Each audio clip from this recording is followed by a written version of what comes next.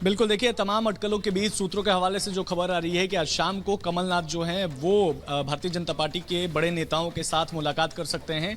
लेकिन इस बीच जो हलचल है वो लगातार तेज होती हुई नजर आ रही है। थोड़ी देर में पूर्व मंत्री और कांग्रेस के नेता कमलनाथ के बेहद खास सज्जन वर्मा भी यहाँ उनके आवास पर पहुंचेंगे। हालांकि अभी पहुंचे नहीं है, लेकिन मैं हमारे साथ भरत मिलन पांडे हैं। सर, ये भी कमलनाथ जी के काफ़ी खास हैं और इन्होंने चुनाव भी लड़ा था मध्य प्रदेश से। कौन सी सीट से चुनाव लड़े थे? पन्ना विधानसभा से चुनाव। अभी क्या सिचुएशन है, क्या बातचीत हुई, क्या चल रहा है, क्या माहौल है? अभी सज्जन सिंह वर्मा जी आज अभी आ रहे हैं और जो माननीय कमलनाथ जी हमारे हैं, वरिष्ठ नेता हैं, हम लोग सब लोग जुड़े हुए हैं। जो करेंगे वो अच्छा करेंगे, जैसा वो करेंगे उनके निर्णय के साथ हम भी निर्णय ले लेंगे। तो क्या ये भी खबर चल रही है कि सज्जन वर्मा जी उनको मनाने के लिए आ रहे हैं कि कांग्रेस कमलनाथ जी ना छोड़े? कमलनाथ जी बहुत बड़े नेता हैं, मनाने की बात तो अलग बात है, लेकिन यदि मान सम्मान अब प्रतिष्ठा की यदि कमलनाथ जी की बात आती है तो हम लोग अपना सब कुछ छोड़ के माननीय कमलनाथ जी के साथ खड़े हैं, हर चीज़ में खड़े हैं, कोई दिक्कत नहीं है। यदि भाजपा में हो जाते हैं तो हम सब लोग भाजपा में भी जाएंगे, और नहीं जाते तो हम जहाँ साहब रहेंगे, कमलनाथ जी रहेंगे, वहाँ हम लोग रहेंगे। क्योंकि आप तो पार्टी के नेता हैं और कमलनाथ जी से बातचीत होती ही होगी आपकी। क्या चल रहा है अंदर, कुछ बता सकते हैं? कितने ये भी खबर आ रही है कि कुछ विधायक जो हैं वो भी कमलनाथ के साथ बीजेपी ज्वाइन कर सकते हैं। यदि माननीय कमलनाथ जी बीजेपी ज्वाइन करते हैं तो 2500 विधायक, वर्तमान विधायक, पूर्व विधायक, पूर्व मंत्री और जो 2023 में जो कांग्रेस के प्रत्याशी रहे हैं, तो और कांग्रेस के कार्यकर्ता और जनता, कम से कम मेरे हिसाब से 50,000 की भीड़ माननीय कमलनाथ जी के साथ में जाकर के जहां जाएंगे कमलनाथ जी वहां जाएगी और वहां ज्वाइन करेगी। यानी विशाल, एक बड़ा सेटबैक यहां पर होगा जिसका जिक्र जो है वो यहां पर किया जा रहा है। सत्यविजय के पास हम भोपाल में यहां पर चलेंगे, लेकिन उससे पहले बड़ी अपडेट आपको बताएं। कमलनाथ के करीबी दीपक सक्सेना की तरफ से बड़ा बयान दिया गया है। कमलनाथ जी का अपमान हुआ, यह कहना है सक्सेना का। कमलनाथ पर हार का ठीकरा फोड़ा गया, हार का जिम्मेदार ठहराना यह अपमान है। कमलनाथ इससे बहुत आहत हुए थे, यह भी दीपक सक्सेना की तरफ से दावा यहां पर किया जा रहा है कि मान सम्मान जो है वो रखते हैं कमलनाथ, बड़े नेता है, लेकिन उनका अपमान यहां पर किया गया। और इसी के बाद से लगातार ये अटकलें लगाई जाने लगी कि अब कभी भी बीजेपी का जो रुख है वो कमलनाथ यहां पर कर सकते हैं।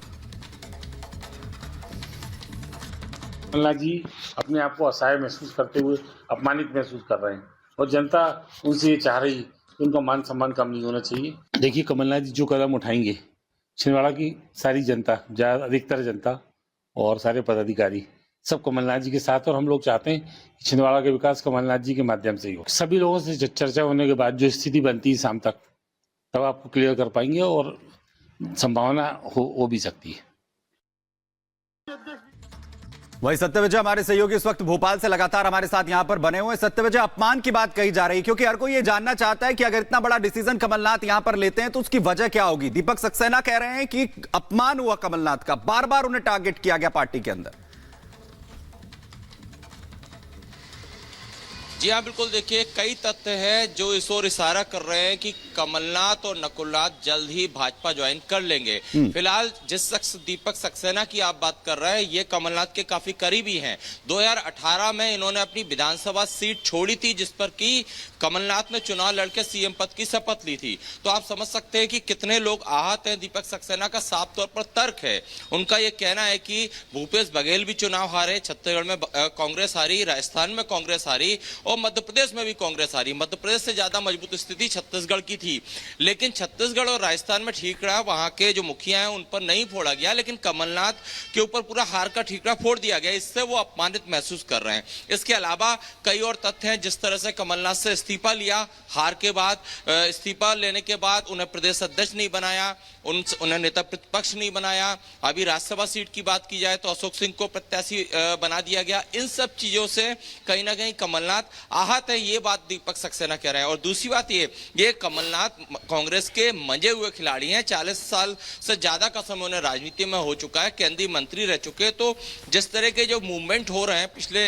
कई दिनों से, वो अचानक लिए गए फैसले नहीं है। देखिए 5 दिन का प्रोग्राम था कमलनाथ का, वहां पे वो जिस तरह से एक फेयरवेल स्पीच होती है उस तरह से अपने कल के लास्ट जो प्रोग्राम है उसमें जो चौथे दिन का प्रोग्राम है वहां पर ये कहकर भोपाल और फिर दिल्ली के लिए निकलते हैं कि छिंदवाड़ा का विकास अंतिम सांस तक करते रहेंगे। बिल्कुल सत्य विजय, हम जानकारी दे रहे हैं आप, यानी कि यह अहम हो जाता है कि जिस तरीके से हार का ठीकरा फोड़ा गया वो कारण है या फिर राज्यसभा की कुर्सी जिसके चलते कमलनाथ को लेकर हलचल तेज है। हालांकि इस बीच रुक करते हैं बड़ी खबर का, जो कि आ रही कांग्रेस एमएलए को लेकर। कांग्रेस एमएलए ओमकार ने बड़ा बयान दिया है और ये कहा है कि इस पूरे अफवाह को लेकर के, इस पूरी खबर को लेकर के कमलनाथ अपना रुख स्पष्ट करे, ताकि जिस तरीके से जो अटकलें तेज हुई हैं, जिस तरीके से जानकारी निकल के सामने आ रही है, उसको लेकर के इस पर रोक लग सके। लिहाजा कांग्रेस एमएलए ने ये कहा है दरअसल कि कमलनाथ जिस तरीके से कल से गोलमोल जवाब दे रहे हैं और कह रहे कि अगर कुछ होगा तो बताऊंगा, लेकिन अब उनकी ओर से कहा जा रहा है दरअसल कि कमलनाथ अपना रुख स्पष्ट करे। सुनिए। निश्चित रूप से अगर ऐसी कोई भ्रामक जानकारी है तो हम माननीय कमलनाथ जी से अनुरोध करते हैं कि आप आकर अपना इस विषय में स्पष्ट अपनी दिशा को लोगों तक पहुंचाएं, ताकि जो ये भ्रामक जानकारी फैल रही है उसमें विराम लगे। और बड़ी खबर आपको बताया, छिंदवाड़ा मेयर विक्रम आके की तरफ से बयान दिया गया है, अभी कुछ कहना जल्दबाजी होगी, समय आने पर बदलाव संभव है। यह भी विक्रम आके की तरफ से कहा जा रहा है। छिंदवाड़ा मेयर है विक्रम आके, जो बड़ी बात यह कह रहे हैं कि अभी कुछ भी कहना बहुत जल्दबाजी हो जाएगी, समय आने दीजिए। और समय आने पर बदलाव से भी उन्होंने इनकार नहीं किया है। और यह बड़ी बात इसलिए भी हो जाती है क्योंकि खुद कमलनाथ इस बात का जिक्र कर चुके हैं कि आने जाने में कोई रोक टोक नहीं है। कमलनाथ जी और नकुलनाथ जी बड़े लीडर हैं और उन्होंने अगर किसी प्रकार का कोई निर्णय करने की सोचा है तो निश्चित तौर पर बहुत छिंदवाड़ा के विकास को मुद्दे को लेकर और छिंदवाड़ा की आम जनमानस की भावनाओं को ख्याल में रखते हुए, हमारे हजारों कार्यकर्ताओं की भावनाओं को ख्याल में रखते हुए उन्होंने निर्णय लेने की सोचा हो। देखिए, कमलनाथ जी और नकुलनाथ जी ने विकास की राजनीति की है और जहां कमलनाथ जी और नकुलनाथ जी रहेंगे, हम भी निसंदेह उनके साथ हमेशा, जैसी भी परिस्थितियां हम उनके साथ हैं। की बार एनडीए सरकार 400 पार।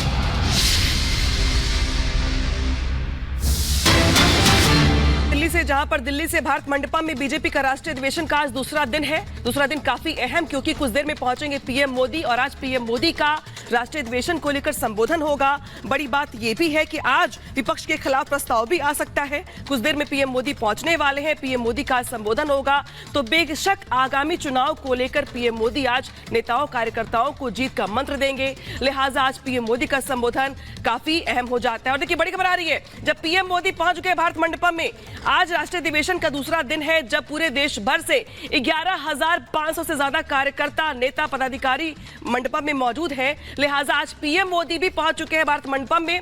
देखिए, तस्वीरें आप टीवी स्क्रीन पर आ गई हैं आपके, जिस तरीके से आज अधिवेशन का सेकंड डे है। महत्वपूर्ण दिन इसलिए भी क्योंकि आज कई अहम प्रस्ताव लाने के साथ साथ पीएम मोदी का संबोधन भी होगा और सबकी निगाहें पीएम मोदी के संबोधन पर लगी हुई हैं, क्योंकि यह माना जा रहा है कि आज का पीएम मोदी का संबोधन आगामी चुनाव को लेकर काफी अहम हो जाता है। सुमित, 400 प्लस पर यह महामंथन है, आखिर कैसे उस आंकड़े तक पहुंचना है, इसका क्या वो गुरु मंत्र होगा, वो महामंत्र होगा जो प्रधानमंत्री नरेंद्र मोदी तमाम पदाधिकारियों और साथ ही तमाम कार्यकर्ताओं के साथ साझा यहां पर करेंगे। और वो तमाम विकास की योजनाएं जो पिछले 10 सालों में मोदी सरकार की तरफ से लाई गई हैं, उन्हें जन जन तक पहुंचाना, कैसे हर एक व्यक्ति उसका लाभार्थी हो सके, इसके तमाम प्रयास। और इसी अधिवेशन के जरिए, इस बैठक के जरिए इसकी एक कोशिश यहां पर की जा रही है। वैभव हमारे सहयोगी लगातार यहां पर नजर बनाए हुए हैं, ग्राउंड जीरो पर है, सीधा उनका रुख कर रहे हैं। वैभव, आज का दिन कितना महत्वपूर्ण होने वाला है, क्योंकि आज प्रधानमंत्री नरेंद्र मोदी का खुद भी संबोधन यहां पर होगा और वो जो जीत का मंत्र बार बार कहा जा रहा है 400 प्लस को लेकर, वो जब डिलीवर करेंगे?